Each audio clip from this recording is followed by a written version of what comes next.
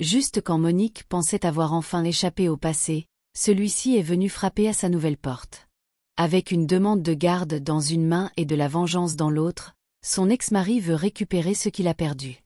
Pas par amour, mais par dépit. Avec des mensonges au tribunal et du danger en dehors, Monique doit se battre à nouveau. Pas seulement pour la garde de sa fille, mais pour la paix qu'elle a enfin trouvée. Bonjour à tous. Bienvenue sur Histoire incroyable. Abonnez-vous et laissez un pouce bleu, ça compte énormément pour nous. Partagez aussi cette vidéo avec vos amis et proches, et activez les notifications pour ne pas manquer nos prochaines vidéos. Merci d'avance. Installez-vous confortablement et plongez dans cette histoire. La porte métallique grinça en s'ouvrant, rouillée par des années d'intempéries et de négligence. Victor Cooper entra dans l'appartement faiblement éclairé, actionnant l'interrupteur avec un geste impatient. Rien. L'électricité avait été coupée depuis longtemps. L'air était vicié, lourd de poussière et de silence. Monique et Sophie étaient parties. Partis. Ils se tenaient dans l'embrasure, un homme trempé de sueur et de rage. Le col de sa veste en cuir relevé contre son cou comme une chaîne étouffante. Il balaya du regard le salon vide, peinture écaillée, murs nus, stores cassés. Rien d'elle ne restait. Pas de dessin au crayon de couleur sur le frigo. Pas de bouteille de shampoing à la lavande à moitié utilisée dans la salle de bain. Pas d'odeur de cire à plancher dans l'air. Elle s'était effacée de cet endroit complètement. Victor serra les poings. Elle n'était pas juste partie. Elle s'était échappée. Il avança dans la pièce, ses bottes résonnant sourdement sur le plancher en bois. Son regard tomba sur les marques d'usure près du coin où se trouvait autrefois l'étagère de Sophie. Il se souvenait des nuits où il criait si fort que les voisins menaçaient d'appeler la police. Il se souvenait de Monique debout dans ce coin, protégeant Sophie de son propre corps comme une louve défendant son petit. À l'époque, il se sentait puissant.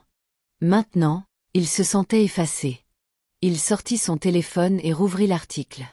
Le PDG milliardaire d'Amencall paie les frais juridiques dans une bataille pour la garde de son ancienne employée Monique Johnson. Son nom en gras, le sien totalement absent. Il fit défiler l'écran, passant la photo, Monique souriant doucement devant un tribunal, cet arrogant à ses côtés en costume bleu marine, la main posée juste derrière son dos comme si elle lui appartenait, comme si elle n'était pas la femme de Victor, comme si Sophie n'était pas sa fille. Il frappa le téléphone sur le comptoir si fort que l'écran se fissura. Monique avait signé les papiers du divorce sans hésiter. Elle ne l'avait pas supplié. Elle ne l'avait pas simplement quitté. Elle avait planifié, organisé sa sortie comme un soldat.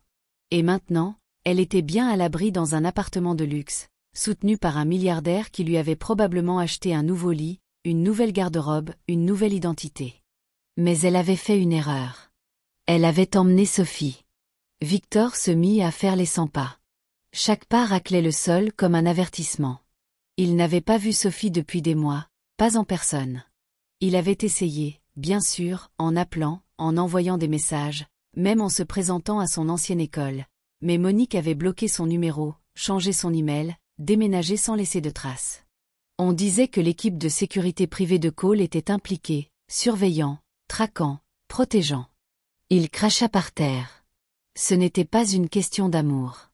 Plus maintenant. C'était une question de contrôle. Il alluma une cigarette et fixa la ville scintillant en contrebas par la fenêtre. Il sentait la distance entre lui et elle. Une distance de gratte-ciel, d'argent et de pouvoir. Mais Victor savait aussi quelque chose sur la survie. Il n'avait pas grandi dans la richesse. Il avait appris à se battre dans les tribunaux et dans les ruelles. Si Monique pensait qu'un divorce et une nouvelle adresse pouvaient la protéger, elle se trompait. Gravement, dit-il en tirant une longue bouffée, expirant lentement. Très bien, marmonna-t-il, la voix rauque de venin. Tu veux te battre, Monique ? Je vais t'en donner une. Ses yeux se posèrent sur les papiers dans son sac. La demande de garde qu'il avait remplie la veille. Son avocat avait hésité, le prévenant que c'était un coup risqué. Mais Victor savait jouer sale, savait mentir avec aplomb. Il n'avait pas besoin de la vérité. Il avait besoin de doute. Juste assez pour empoisonner l'eau. Elle est mentalement instable, murmura-t-il, répétant les mots. Surmenée, sous pression, exposant ma fille à un homme étrange, l'utilisant pour attirer l'attention. Ce n'est pas sûr. Il le répéta encore et encore jusqu'à ce que ça sonne comme une vérité absolue. Puis il sourit lentement, finement. S'il ne pouvait pas avoir Monique, il prendrait son enfant. L'enveloppe arriva un lundi. Épaisse, officielle, de couleur crème. Trop lourde pour être du courrier indésirable, trop discrète pour être inoffensive. Elle glissa par la fente du courrier avec un murmure, atterrissant sur le parquet de l'appartement de Monique comme une bombe cachée. Elle pliait du linge dans le salon quand elle l'entendit. Au début, elle n'y pensa pas. Elle alla la ramasser nonchalamment, une serviette douce drapée sur un bras. Mais en voyant le sceau juridique dans le coin supérieur gauche, son cœur s'arrêta. Ses doigts tremblaient en ouvrant l'enveloppe. Elle déplia les pages lentement, comme si retarder l'inévitable rendrait les choses plus faciles. Puis ses yeux se fixèrent sur l'entête, demande de garde légale complète déposée par Victor Cooper. Ses genoux faillirent céder. Elle lâcha la serviette et s'assit au bord du canapé. Les mots se brouillaient alors que sa respiration se bloquait dans sa gorge. Ses yeux parcoururent le contenu. Victor prétendait qu'elle était mentalement instable, qu'elle était inapte à s'occuper de Sophie, qu'elle exposait leur fille à un environnement instable et inapproprié. Sa bouche s'assécha. Elle tourna les pages, sentant son pouls battre comme un tambour de guerre dans ses oreilles. Et puis elle le vit, sa relation avec Damian, déformée et peinte comme un scandale. Victor l'avait présentée comme imprudente, manipulatrice. Il l'accusait d'utiliser Sophie pour obtenir un gain financier de Damian, affirmant que cela compromettait la sécurité émotionnelle de l'enfant. Elle le lut encore et encore, chaque fois plus absurde, mais tout aussi terrifiant. La porte s'ouvrit derrière elle. Monique. La voix de Damian. Elle ne répondit pas. Damian entra, posant un sac de courses avant de se tourner vers elle. Et, qu'est-ce qui ne va pas? Elle ne parla pas. Elle tendit juste les papiers à deux mains. Il les prit, ses yeux parcourant rapidement, sa mâchoire se crispant à mesure qu'il lisait. À la dernière page, l'air entre eux s'était épaissi. Il essaie de t'enterrer, dit enfin Damian. Il va utiliser tout ce qu'il peut. Je pensais que c'était fini, murmura Monique. Le divorce, la bataille pour la garde. Je pensais qu'il en avait fini. Damian s'accroupit devant elle, posant doucement ses mains sur ses genoux. Les hommes comme lui ne se soucient pas de la paix. Ils se soucient du contrôle. Monique essuya son visage. Elle n'avait pas réalisé qu'elle pleurait. Il utilise notre relation contre moi. Il dit que je suis instable, que je suis un danger pour Sophie. Les yeux de Damian s'adoucirent, mais sa voix resta ferme. Il n'a aucun dossier. Nous écraserons ça au tribunal. Monique laissa échapper un rire creux.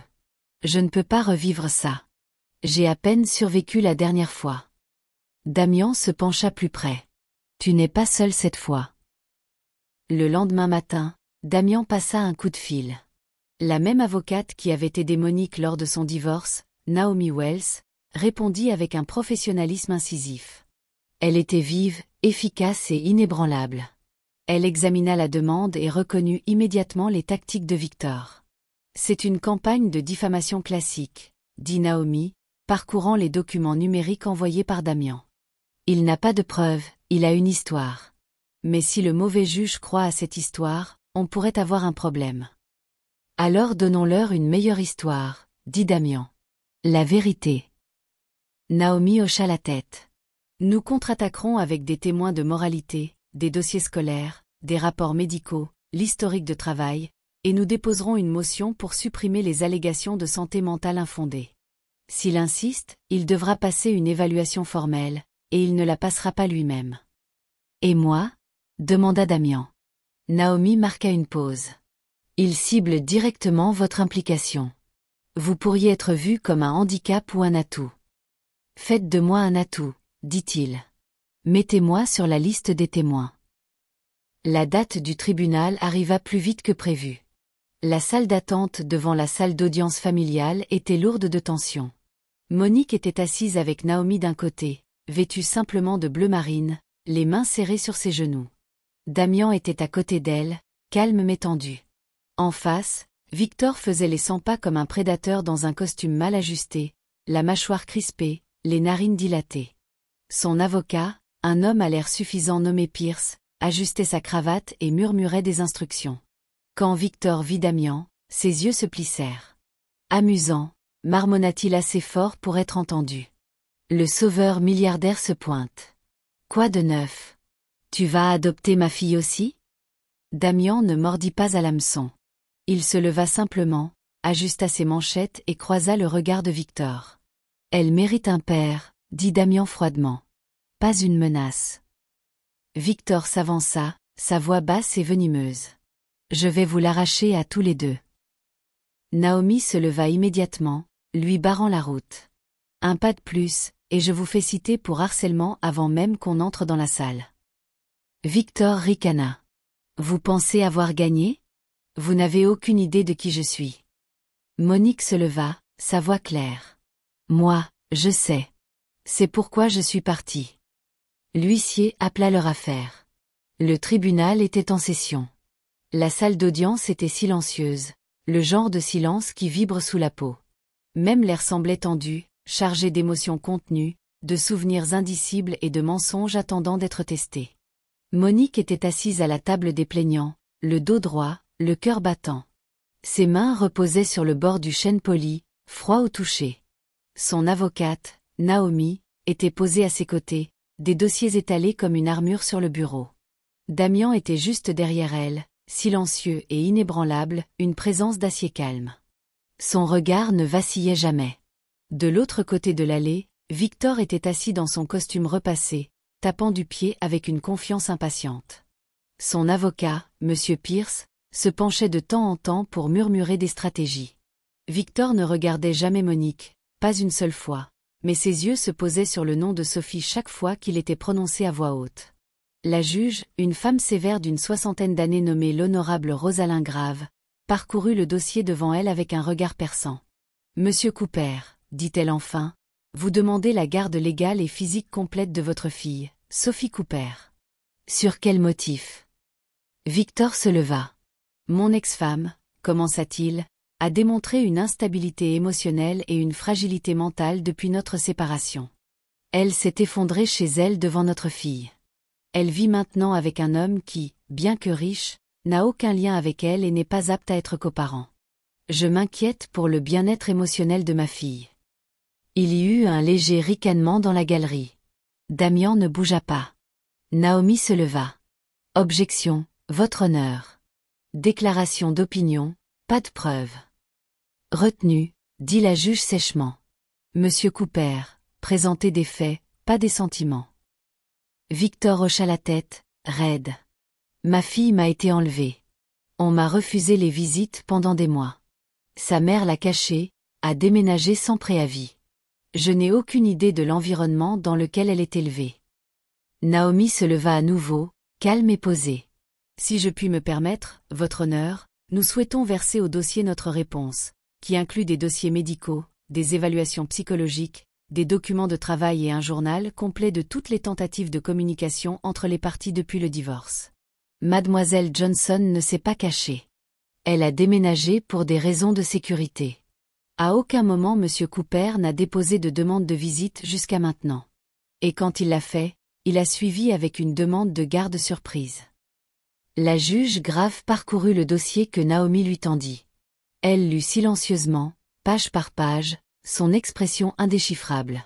« Monique Johnson, » dit la juge. « Veuillez prendre la parole. » Monique se leva et s'avança. Elle ne trembla pas. Pas cette fois. Pas maintenant. Elle prêta serment, et Naomi commença. « Monique, comment décririez-vous votre relation avec votre fille? » « Elle est mon cœur, » dit Monique, la voix égale. « Ma raison de respirer. J'ai tout sacrifié pour elle. Mes études, ma santé, mon temps, pour qu'elle ait de la stabilité, de l'amour, de la sécurité. Vous êtes-vous effondré devant votre fille? » Monique hocha la tête. « Oui. D'épuisement. Je travaillais à 3 emplois pour payer les frais juridiques et le logement après ma séparation. Mais je me suis relevée et j'ai obtenu de l'aide. Et quelle est votre situation actuelle? J'ai un emploi à temps plein comme gestionnaire de bureau.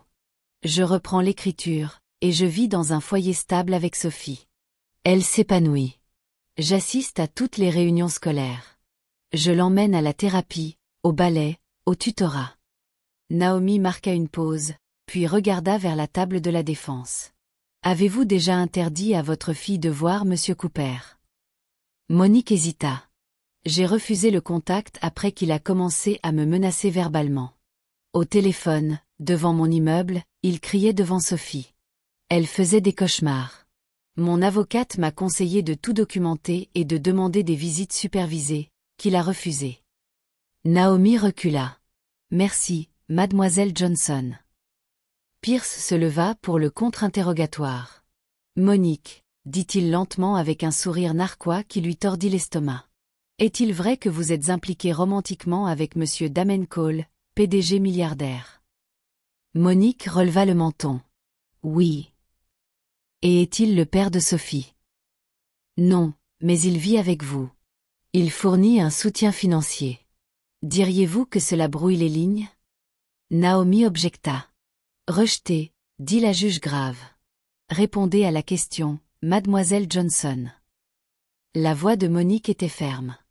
Il n'est pas un père par la biologie, mais il l'est par choix. Il est présent. Il la protège. Il écoute. Quelque chose que Sophie n'a jamais eu auparavant. La salle se tut. Victor s'agita, mal à l'aise. Pierce se pencha. Et n'est-il pas vrai que vous vous êtes effondré sous la pression et que vous avez été hospitalisé? Oui, dit-elle. Et j'ai récupéré parce que j'ai demandé de l'aide. Ce n'est pas de l'instabilité. C'est de la force. 1 heure plus tard, Damian prit la parole. Il s'assit comme un pilier, composé, inébranlable, même sous les questions les plus incisives de Pierce. Vous n'êtes pas marié à mademoiselle Johnson, lança Pierce. Pourquoi vous insérer dans un conflit de garde qui n'a rien à voir avec vous? Parce que je tiens à elle deux, répondit Damian. Parce que j'ai vu quel genre d'homme est Victor. Et parce que Sophie mérite mieux que des menaces et de la manipulation. Ne pensez-vous pas qu'un homme de votre statut pourrait intimider le tribunal?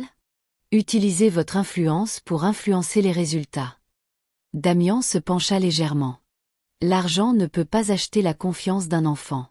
J'ai dû la gagner avec des histoires au coucher, des récitals de piano et en lui tenant la main quand elle avait peur.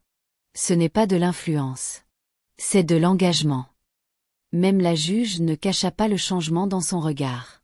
Quand Victor prit la parole, l'ambiance de la salle devint tranchante. Il commença avec arrogance, mais sous le contre-interrogatoire de Naomi, son histoire commença à s'effilocher. Les relevés téléphoniques montraient des messages vocaux agressifs, des textos menaçants, une surveillance sur le terrain de l'école lors de visites non autorisées. Ces prétentions à l'inquiétude se transformèrent en schéma de contrôle. Et quand Naomi fit glisser calmement une photo imprimée sur la table, Victor criant dans le parking de l'école, le visage déformé par la colère avec Sophie pleurant en arrière-plan, la salle sembla retenir son souffle. La juge grave parla enfin. J'en ai assez entendu. La cour est ajournée pour la journée. Nous nous réunirons pour le jugement vendredi matin. Alors que le marteau frappait, Monique expira pour la première fois depuis des heures. À l'extérieur de la salle, Victor passa devant eux en trombe sans un mot. Damian tendit la main vers celle de Monique. Elle ne la lâcha pas. Le soleil du matin s'étendait sur l'appartement de Monique, chaud et doré, mais il ne semblait pas sûr. Pas aujourd'hui. Pas quand l'audience de jugement était à 2 jours. Pas quand Victor s'était tu. Monique se tenait près de la fenêtre avec une tasse de café fumante qu'elle n'avait pas touchée. Elle regardait Sophie jouer sur le tapis avec ses crayons, fredonnant une mélodie qu'elle avait inventée en coloriant une maison avec des fleurs et une grande silhouette lui tenant la main. Dans le coin de la page, Monique remarqua un homme plus petit avec un visage rouge de colère et les bras croisés. Elle essaya de ne pas laisser cela l'ébranler, mais ça le fit. Cet après-midi-là, Monique tint sa promesse envers elle-même. Elle emmena Sophie à l'école, embrassa son front et lui rappela « Je serai là quand tu sortiras ». Puis elle se rendit directement au commissariat pour déposer une demande officielle d'ordonnance de restriction contre Victor. L'école avait déjà été prévenue. L'équipe de sécurité de Damian avait intensifié les patrouilles, mais rien de tout cela n'avait complètement apaisé son cœur. Damian la retrouva à l'extérieur du commissariat. « Ça va ?» demanda-t-il, prenant sa main. « Non, admit-elle. Mais ça ira. » Il embrassa ses doigts là, sur le trottoir, comme si c'était la chose la plus naturelle du monde. 3 heures plus tard, son téléphone sonna. Elle préparait des pâtes pour le dîner. Damian était parti prendre un appel dans l'autre pièce. Elle jeta un œil à l'écran. Numéro privé. Quelque chose dans son ventre se noua. Elle répondit prudemment. « Allô ?» Il y eut un silence, puis une respiration, et ensuite sa voix. « Je t'avais prévenu. » Sa main se figea en l'air. Sa gorge s'assécha. « Je t'avais prévenu, » répéta Victor. « Mais tu as continué. Tu l'as gardé près de toi. Tu as menti à ma fille. Tu as menti au tribunal. Et maintenant, tu vas payer. » Sa poitrine se serra. « Victor, ne t'avise pas. Je l'ai déjà fait, » siffla-t-il. « Elle est avec moi maintenant. » La ligne se coupa.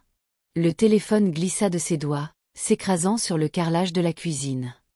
Les 10 minutes suivantes furent un flou. Damian était déjà dans la pièce, téléphone en main, criant à la sécurité. « Mettez des yeux sur toutes les sorties. Vérifiez l'école. Dites-moi comment il est entré. » L'esprit de Monique hurlait. « Pas encore. Pas maintenant. Pas mon bébé. » Elle et Damian se précipitèrent à l'école, pneus crissants, klaxons retentissant derrière eux. Quand ils arrivèrent, le directeur était déjà dehors, pâle, frénétique. Il s'est présenté avec un vieux badge d'identification. Le gardien de sécurité n'a pas posé de questions. Il a dit que c'était urgent. Il a dit que vous aviez eu un accident. Je suis tellement désolé, mademoiselle Johnson. Damian n'attendit pas la suite. Il était déjà au téléphone, donnant des ordres, traçant les plaques d'immatriculation, les marques de véhicules, les itinéraires possibles. Monique s'assit sur le trottoir, incapable de bouger. Son cœur n'était plus dans sa poitrine.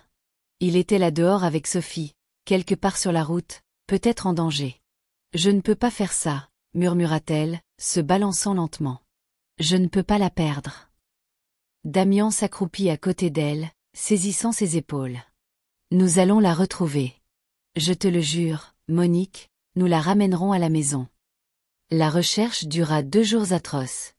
Une alerte Amber se propagea comme une traînée de poudre. L'équipe de sécurité de Damian coordonna avec les forces de l'ordre local et fédéral. Les caméras suivirent la voiture de Victor traversant les frontières de l'État. Il se dirigeait vers le sud rapidement, évitant les péages et les stations-service avec caméra. Il était clair qu'il avait un plan, ou du moins il pensait en avoir un. Le matin du 3e jour, une information discrète arriva. Un employé de station-service à Asheville, en Caroline du Nord, reconnut le visage de Victor grâce à l'alerte. Il avait payé en liquide, nerveux. L'employé remarqua Sophie sur la banquette arrière, silencieuse et effrayée. La plaque d'immatriculation fut confirmée. Le motel fut confirmé. En 1 heure, la police envahit un motel bon marché juste à côté de l'autoroute. Victor tenta de fuir. Il n'alla pas loin. Il fut plaqué au sol, criant que Monique avait retourné sa fille contre lui, qu'il méritait d'être dans sa vie. À l'intérieur, Sophie fut trouvée effrayée, les joues striées de larmes, mais saine et sauve, serrant le livre du Petit Prince que Damian lui avait donné. Quand l'officier la fit sortir, elle balaya la foule des yeux, paniquée. « Maman !» cria-t-elle. Monique fendit la ligne d'officiers et la serra dans ses bras, pleurant si fort qu'elle ne pouvait pas parler.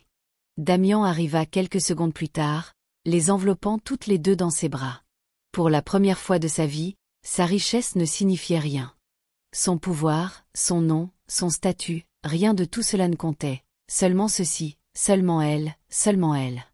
Victor fut placé en garde à vue, le visage tuméfié et ensanglanté de sa tentative d'évasion. Il n'eut pas de mots lorsqu'on lui passa les menottes. Seulement de la rage, seulement de l'échec. Monique regardait depuis l'arrière de la voiture de police, Sophie pressée contre sa poitrine. « Tu ne peux plus nous faire de mal », murmura-t-elle. Et il disparut. La salle d'audience avait changé. Elle semblait plus lourde maintenant. Pas à cause des murs de marbre ou du bois poli, mais à cause de ce qui avait été enduré, de ce qui avait failli être perdu. Monique était assise à côté de Naomi au premier rang, sa main serrant fermement celle de Damian sous la table. Elle n'avait pas beaucoup dormi. Sophie, bien qu'en sécurité à la maison sous surveillance, s'était réveillée 2 fois dans la nuit, appelant sa mère. Monique l'avait tenue à chaque fois, la berçant pour la calmer, murmurant encore et encore « Tu es en sécurité. Il ne peut plus t'atteindre. » Maintenant, la juge grave était assise droite sur son banc, son visage taillé dans le granit. Elle tenait le jugement final dans une main, l'autre reposant légèrement sur son marteau. La salle était pleine. La presse avait été tenue à l'écart sur demande, mais la nouvelle de l'enlèvement avait fuité. Des murmures emplissaient les rangs du fond. Des greffiers, des officiers hors service, même des enseignants de l'école de Sophie s'étaient rassemblés discrètement en soutien. Victor fut amené en dernier, menotté, mais toujours arrogant, vêtu d'un costume mal ajusté emprunté à un centre d'aide juridique, la lèvre tuméfiée par son arrestation, les yeux injectés de sang, mais défiant. Il s'assit à côté de son défenseur public, son avocat initial ayant abandonné l'affaire le lendemain de l'enlèvement. L'huissier appela la salle à l'ordre. Tout debout pour l'honorable juge Rosalind Grave. Tout le monde se leva. La respiration de Monique se bloqua. Puis ils s'assirent. La juge Grave ajusta ses lunettes, tournant une page avant de la poser. Sa voix était claire et sans faille. Cette cour a examiné l'ensemble des dossiers, entendu les témoignages approfondis des parties impliquées, ainsi que des témoins de moralité, des tuteurs légaux et des forces de l'ordre. Elle leva les yeux. Monsieur Cooper, vous avez déposé une demande de garde complète en prétendant que mademoiselle Johnson était mentalement inapte, émotionnellement instable, et que sa relation avec un tuteur non biologique était inappropriée. Victor se redressa légèrement, comme s'il croyait encore en son propre délire. Mais vous n'avez pas présenté de preuves crédibles d'instabilité, poursuivit la juge. Vous n'avez pas suivi les demandes de visite standard. Vous n'avez pas agi de manière responsable pendant les procédures judiciaires. Et ensuite, vous avez commis un acte flagrant, enlevant l'enfant sans consentement à travers les frontières de l'État et tentant de fuir le pays. Cet acte n'était pas seulement illégal, il était dangereux, traumatisant et profondément révélateur de votre caractère. Victor détourna le regard, sa mâchoire se crispant. La juge Grave se tourna vers Monique. Mademoiselle Johnson, cette cour reconnaît votre engagement en tant que mère. Vos efforts inlassables pour subvenir aux besoins, protéger et élever votre fille, même sous une pression émotionnelle et financière extrême, ne sont pas seulement louables, ils sont inspirants. Monique cligna rapidement des yeux pour retenir ses larmes. Les yeux de la juge se posèrent sur Damian. Monsieur Cole, cette cour reconnaît votre implication. Bien que vous ne soyez pas un tuteur légal, votre conduite a été examinée et il est évident que votre présence dans la vie de Sophie a été stabilisante, positive et sans coercition ni intention de remplacer un parent. Cette cour vous voit comme une figure de soutien, non comme un perturbateur. Damian hocha respectueusement la tête. La juge Grave prit le jugement final et le tapa une fois sur le bureau. À effet immédiat, la garde légale et physique complète de Sophie Cooper est accordée uniquement à Monique Johnson. Les droits parentaux de Monsieur Victor Cooper sont suspendus indéfiniment sans visite prévue. Toute future demande d'appel nécessitera une évaluation psychiatrique, une thérapie surveillée par le tribunal et des preuves claires de réhabilitation. Le marteau frappa fort. La cour est ajournée. Il n'y eut ni applaudissement ni explosion de célébration, juste un profond soupir soulageant l'âme de Monique. Elle baissa la tête, ses épaules s'affaissant enfin comme si une décennie de poids s'était envolée.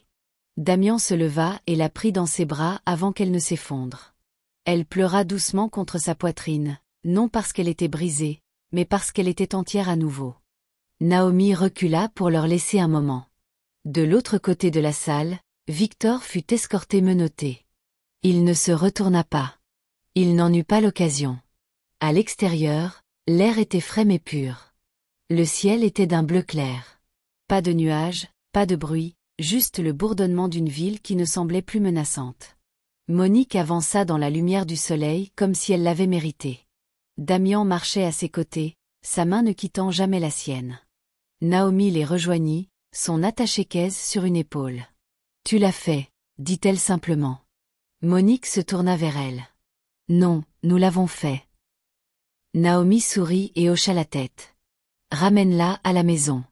Et Monique, laisse-la te voir respirer maintenant. Laisse-la voir que c'est enfin sûr. Ce soir-là, Monique borda Sophie dans son lit et embrassa son front comme toujours. Maman? Demanda la petite fille d'une voix ensommeillée. Il est parti pour toujours. Monique passa ses doigts dans les cheveux de Sophie. Il est parti, et tu es en sécurité. Tu es tellement en sécurité, mon amour. Sophie sourit, somnolente. D'accord, je peux rêver du mariage maintenant. Monique cligna des yeux. Quel mariage? Le tien et celui de Monsieur Damian, murmura Sophie avec un sourire endormi. Il m'a dit qu'il avait acheté une bague. Le cœur de Monique s'arrêta. Elle regarda vers la porte où Damian se tenait, appuyé discrètement contre le chambranle. Leurs regards se croisèrent. Il ne dit pas un mot, mais Monique n'avait pas besoin qu'il le fasse. Pas ce soir. Les jardins étaient silencieux. Le genre de silence qui fait remarquer les choses. Comment les pétales se recroquevillent dans la fraîcheur du matin. Comment les abeilles murmurent entre les fleurs. Comment le vent bouge comme un souffle à travers les feuilles. Le jardin botanique de New York n'était pas l'endroit habituel de Monique. C'était l'endroit où elle rêvait d'aller un jour. Quand la vie ralentirait, quand la douleur s'apaiserait, quand l'espoir semblerait enfin sûr. Maintenant, c'était réel. Elle se tenait au cœur du jardin de roses, ses doigts effleurant les bords délicats d'une fleur rouge profonde. Ses cheveux étaient détachés, flottant autour de ses épaules. Le soleil peignait de l'or dans ses boucles. Sophie était quelque part à proximité avec un appareil photo autour du cou, courant entre les parterres de fleurs comme une petite exploratrice. Son rire flottait à travers les arbres. Monique se tourna en entendant des pas approcher sur le chemin de gravier. Damian. Il ne portait pas de costume aujourd'hui, juste un pull gris doux, un jean sombre et ce demi-sourire qu'il réservait uniquement à elle. Dans sa main, il tenait une petite boîte recouverte de velours. Son cœur bégaya. « Je sais qu'on était censé déjeuner au café, » dit-il, la voix chaude. « Mais j'ai pensé que ça pourrait être mieux. » Il regarda autour de lui. « Tu m'as dit un jour que tu voulais te marier sous des roses. »« Je t'ai dit ça ?» demanda-t-elle, la voix entre l'incrédulité et un savoir essoufflé. « Tu l'as dit une fois. Tu ne pensais pas que j'écoutais. » Elle sourit faiblement. « Tu écoutes toujours. » Il prit ses mains dans les siennes, leurs doigts s'entrelaçant naturellement. Il baissa les yeux un instant, comme s'il rassemblait tout ce qu'il avait jamais ressenti en une phrase. « Quand je t'ai rencontré, je pensais t'aider. Je pensais que tu avais besoin de moi. Mais la vérité est, il marqua une pause. C'était moi qui m'effondrais. Silencieusement, efficacement, discrètement, je ne le savais pas encore. » Il s'agenouilla doucement dans le gravier. La respiration de Monique se bloqua. « Tu m'as appris à ressentir à nouveau, à pardonner, à aimer. Tu m'as donné une vie que je ne savais même pas qu'il me manquait. Et tu as donné un père à Sophie, même quand j'avais trop peur de demander si je pouvais l'être. » Il ouvrit la boîte. À l'intérieur se trouvait une bague unique, pas produite en masse. Une bande délicate en forme de vigne entrelacée entourait un diamant en forme de poire niché entre deux petites roses dorées. Élégante, intemporelle, à elle. « Monique Johnson, » dit-il, la voix basse et ferme. « Veux-tu m'épouser ?» Le monde autour d'eux sembla s'arrêter. Pas de vent, pas d'oiseau, juste le bruit de son cœur entrant en collision avec tout ce qu'il avait toujours espéré. Elle s'agenouilla devant lui, les mains sur la bouche. « Oui, » murmura-t-elle, puis plus fort. « Oui, oui, Damian. » Il rit, un son rare et sans retenue, avant qu'elle ne jette ses bras autour de lui et ne l'embrasse profondément, là, entre les roses. Sophie arriva en courant du chemin latéral, l'appareil photo se balançant autour de son cou. « Attends, il l'a fait ? Il a demandé ?» Monique se tourna, les larmes aux yeux. « Oui, bébé. Il l'a fait. Et tu as dit oui. » « Elle l'a fait, » confirma Damian, se levant en tirant Monique à ses côtés. Sophie cria de joie, puis leva son appareil photo. « D'accord, ne bougez pas. Je prends la première photo de maman et monsieur Damian en tant que fiancé. » L'obturateur cliqua. « Une fois ? 2 fois ? » « Attends, » dit Sophie, fronçant les sourcils. Vous n'allez pas avoir un mariage ennuyeux, hein? Monique rit, serrant sa fille fort. Non, princesse, ce sera le plus grand, le plus beau que tu aies jamais vu. Et je peux avoir une robe scintillante aussi. Damian sourit. Tu en auras 2. Les semaines suivantes furent un rêve mis en mouvement. La liste des invités s'allongea rapidement. Famille, amis, l'avocate qui avait combattu à leur côté, les enseignants qui avaient aidé Sophie pendant les mois difficiles, même certains anciens collègues de Monique de l'hôtel et de l'agence de nettoyage où elle avait travaillé. Personne ne fut laissé pour compte. Monique choisit une date au début du printemps, la saison des floraisons, des secondes chances, des commencements après de longs hivers. Damian fit appel à une équipe de planificateurs, mais laissa Monique concevoir chaque détail. La robe était d'un ivoire doux avec des manches en dentelle et une longue traîne. Son bouquet serait composé de fleurs sauvages et de roses de jardin. Le lieu, une serre baignée de soleil, ornée de lumière et de musique, entourée des mêmes roses où il s'était agenouillé. Chaque détail semblait une reconquête. Chaque détail murmurait « Tu as survécu. Maintenant, tu vis ». Le matin du printemps s'éveilla comme une bénédiction. Le soleil se leva sur la ville, pas à la hâte, mais en vagues dorées lentes, embrassant les fenêtres de chaque brownstone et gratte-ciel. Les oiseaux voletaient au-dessus des arbres de Central Park, et pour une fois, le vent à New York semblait doux, délicat, comme s'il fêtait lui aussi. À l'intérieur du grand lieu de la serre à la périphérie de la ville, les roses s'épanouissaient en pleine floraison. Des vignes de jasmin s'enroulaient sur les murs de verre, et des guirlandes de lumière féerique flottaient au-dessus comme des étoiles descendues pour se reposer pour la journée. L'odeur des fleurs se mêlait à la cire de bougies et à l'anticipation. Aujourd'hui était leur jour de mariage. Dans la suite nuptiale, Monique se tenait pieds nus devant un grand miroir, ses doigts lissant doucement le devant de sa robe.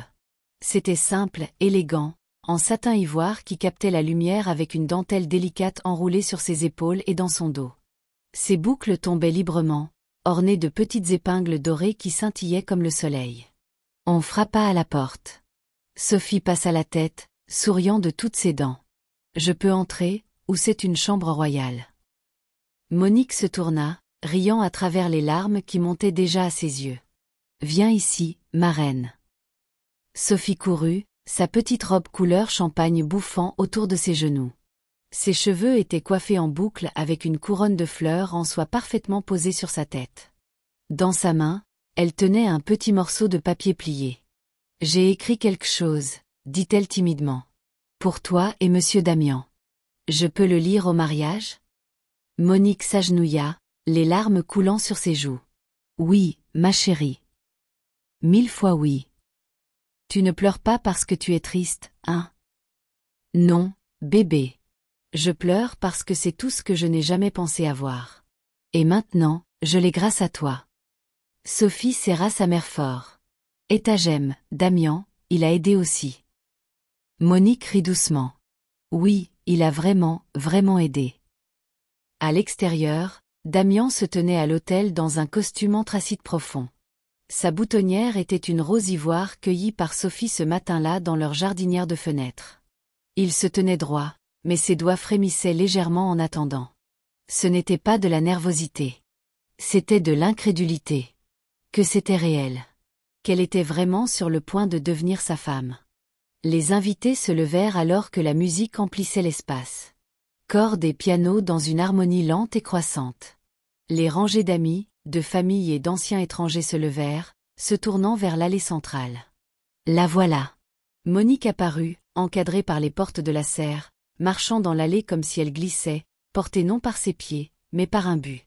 Une vie de douleur, d'endurance et de force discrète semblait traîner derrière elle comme un second voile. Damian ne pouvait pas respirer.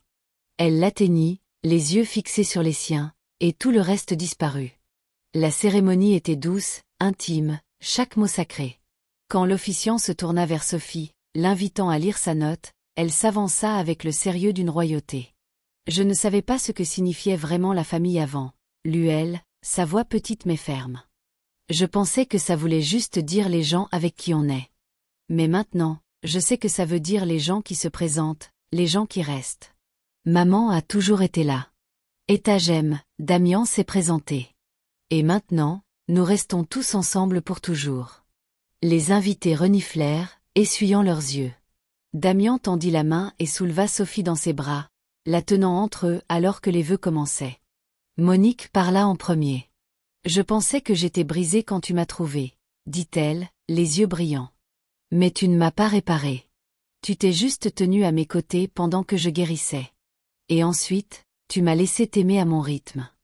Ce genre de patience est l'amour le plus pur que j'ai jamais connu. » La voix de Damian trembla alors qu'il prenait ses mains. « Tu m'as montré que le pouvoir ne vient pas de ce que l'on construit à l'extérieur. Il vient de ce que l'on choisit de porter jour après jour. Tu as porté le monde pour ta fille. Maintenant, laisse-moi le porter pour toi en tant que partenaire, protecteur, foyer. » Il n'y avait pas un œil sec dans la pièce lorsque l'officiant déclara enfin. « Par les vœux prononcés et l'amour témoigné ici aujourd'hui, je vous déclare maintenant mari et femme. » Damian l'embrassa, les deux mains sur son visage comme si elle était quelque chose de sacré.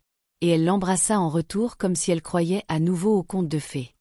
Sophie sautait à côté d'eux. « Maintenant, nous avons tous le même nom de famille. » La réception qui suivit était tout simplement magique.